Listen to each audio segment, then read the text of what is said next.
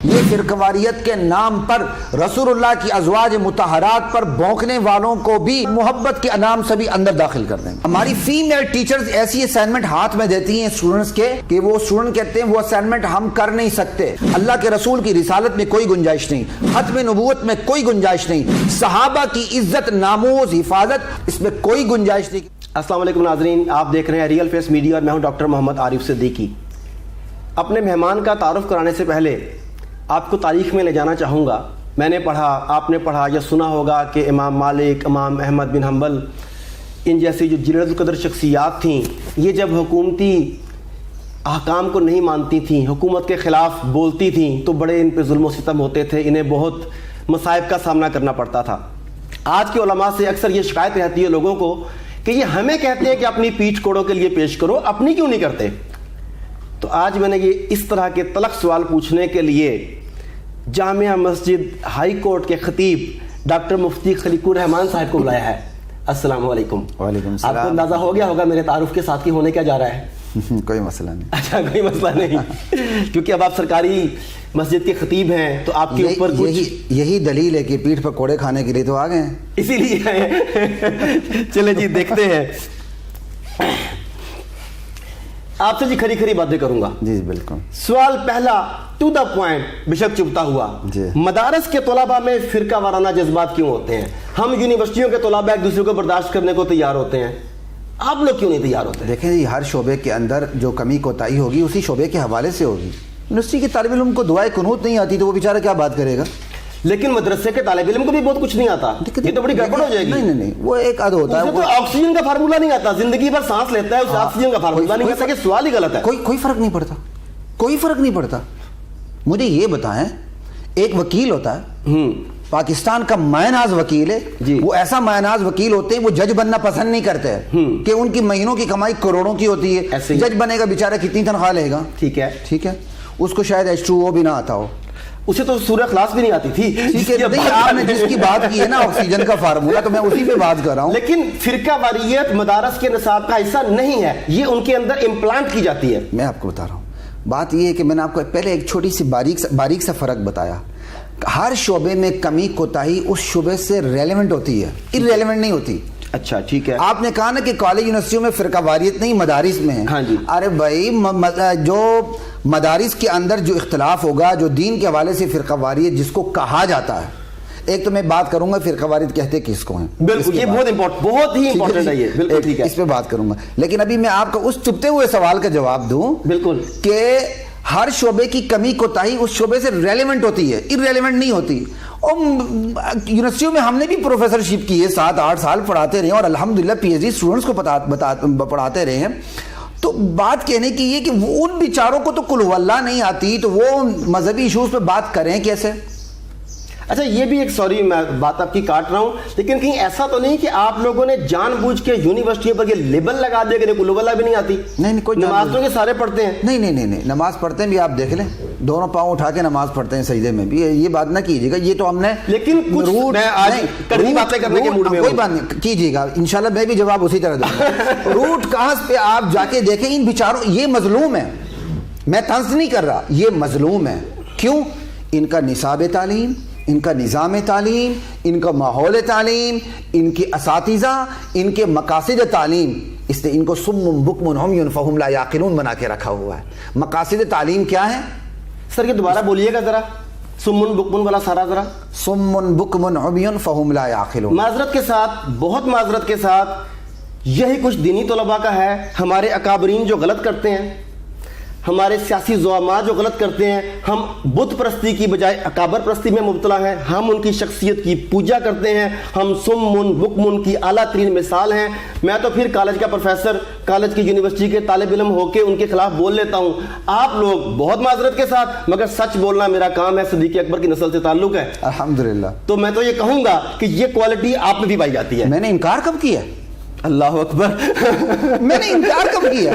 یہ تو ہر شعبے میں اچھے بھی ہیں برے بھی ہیں. ٹھیک ہے. لیکن یہ کہنا کہ کالج یونیورسٹیوں والے فرقہ واریت میں مبتلا نہیں، یہاں مبتلا ہے، تو میں صرف اس کو ٹھیک ہے اس کا ڈفرنس آپ کے سامنے رکھ رہا ہوں. ٹھیک ہے. گردے ڈاکٹر نکالے گا، میں اور آپ نہیں نکال سکتے. یہ بات تو ٹھیک ہے آپ کی. بالکل ٹھیک ہے، ایگری کرتا ہوں. ٹھیک ہے نا، ایگری کرتا ہوں. تو اب آگے ایک تھوڑی سی اور بات کر لیتے ہیں. آپ نے کہا فرقہ واریت. اصل میں فرقہ واریت کو صرف اور صرف مذہب سے، دین سے نتھی کر دیا گیا. یہ سب سے بڑا ظلم ہے. ٹھیک. میں سمجھتا ہوں ہماری سیاسی جماعتوں سے بڑا فرقہ پرست فرقہ واریت کسی میں نہیں، جس میں میاں کا رخ کسی اور طرف ہے، بیوی کا رخ کسی اور طرف ہے، بچے کا رخ کسی اور طرف ہے، بچی کا رخ کسی اور طرف ہے. درست کا، میں ایگری کرتا ہوں اس بات سے. ٹھیک ہے. مذہبی فرقہ واریت میں کہیں جا کے کوئی بھی اللہ کے سامنے جھک جاتا ہے، نماز پڑھ لیتا ہے. یہاں تو کوئی ان کا سرا ایک دوسرے سے ملتا ہی نہیں ہے. اس کو کوئی فرقہ واریت کہنے کے لیے تیار ہی نہیں ہے. یہ سب سے بڑا ظلم ہے. فرقہ واریت کو آپ ایک وائڈر رینج کے اندر، وائڈر رینج نہیں، ٹھپا لگا دیا گیا، ایک ریئل رینج کے اندر رکھیں. اب آپ کو آگے بتاتا ہوں. جو کہتے ہیں نا فرقہ واریت، ان سکراتوں سے اور بکراتوں سے آپ پوچھ لیں فرقہ واریت کہتے کس کو ڈیفائن کریے، نہیں کر سکیں گے. یہ فرقہ واریت کے نام پر مرزائیوں کو بھی اسلام کے اندر داخل کر دیں گے. یہ فرقہ واریت کے نام پر اصحاب رسول پر تبرہ کرنے والوں کو بھی امت بنو کے نام سے بھی اندر داخل کر دیں گے. یہ فرقہ واریت کے نام پر رسول اللہ کی ازواج مطہرات پر بھونکنے والوں کو بھی محبت کے نام سے بھی اندر داخل کر دیں گے. بالکل غلط ہے. فرقہ واریت نہیں ہونی چاہیے، لیکن فرقہ واریت کے نام سے کافروں کو اسلام کے اندر داخل ہونے کی اجازت بھی نہیں ہے. یہ بات یاد رکھیے. انبیاء کے نزول کا مقصد کفر اور اسلام میں واضح فرق کرنا تھا. بالکل ٹھیک ہے.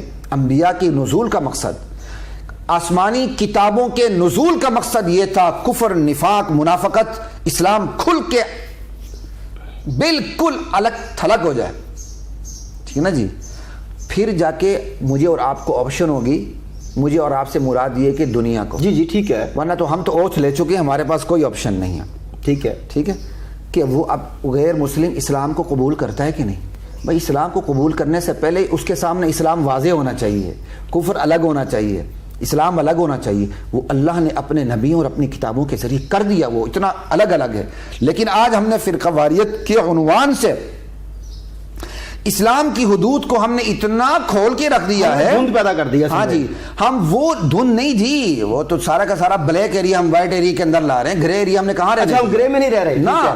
آپ کے ہاں ایسے کیا کہتے ہیں یہودی قسم کے پروفیسر پائے جاتے ہیں جو علل اعلان اسلام کے بارے میں بکواسات کرتے ہیں اور پھر بھی امت مسلمہ کا حصہ ہیں ماشاءاللہ، شناختی کارڈ کے مسلمان ہیں. کیونکہ ان کے پاس سب سے بڑا ثبوت کیا ہے؟ شناختی کارڈ میں اسلام لکھا ہوا ہے کہ وہ مسلمان ہیں.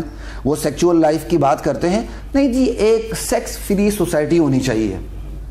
اب آپ کو میں لاہور ہے کہ ایک بہت بڑے ادارے کی ایک پروفیسر کی مثال دے رہا ہوں جو قائد اعظم یونیورسٹی میں پڑھاتے رہے اور پھر آ کے لاہور میں بھی ادھر ادھر وہ کیا کہتے ہیں گھن مارتے رہتے ہیں.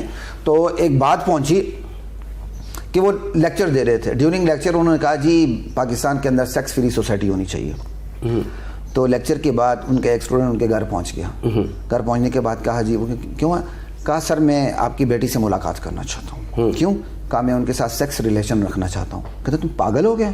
کہا سر آپ نے خود کہا تھا سیکس فری سوسائٹی ہونی چاہیے. تو پروفیسر صاحب نے کہا بھائی وہ تو پہلے انڈرسٹینڈنگ ضروری ہوتی ہے، وداؤٹ انڈرسٹینڈنگ آپ کیا بات کر رہے ہیں؟ کہا سر میں اسی لیے تو آیا ہوں، آپ میری ملاقات تو کروا دیں، انڈرسٹینڈنگ ہو جائے گی. یہ نا ایسوں کے لیے ایسا جواب ہوتا ہے. بات یہ ہے کہ ہم نے فرقہ واریت کے نام سے سارا گھن بھر دیا ہے. ہماری یونیورسٹیوں کے اندر چلے جائیں، ہماری فیمیل ٹیچرز ایسی اسائنمنٹ ہاتھ میں دیتی ہیں اسٹوڈنٹس کے کہ وہ اسٹوڈنٹ کہتے ہیں وہ اسائنمنٹ ہم کر نہیں سکتے. خود میرے پڑھاتے ہوئے ایک مشہور ترین یونیورسٹی کے اندر جس کی لاکھوں کی فیسیں ہیں، اس میں ایک فیمیل ٹیچر نے اسائنمنٹ دی گروپ بنا کے، اور ان لڑکوں کو میں بھی پڑھاتا تھا. انہوں نے آ کر کہا ان بچوں نے کہ سر ہمیں ایسی اسائنمنٹ دی گئی ہے، ہم نے ایک فلم کو دیکھنا ہے، اس کے بعد ہم نے اس پر کچھ اسٹڈی کر کے اپنے سارے کامنٹ اور اپنا سارا رزلٹ لکھنا ہے. کہا جی ہم گروپ بیٹھ کے دیکھ ہی نہیں سکتے اس فلم کو، وہ اتنی ولگر ہے. ہاں جی اتنی ولگر ہے.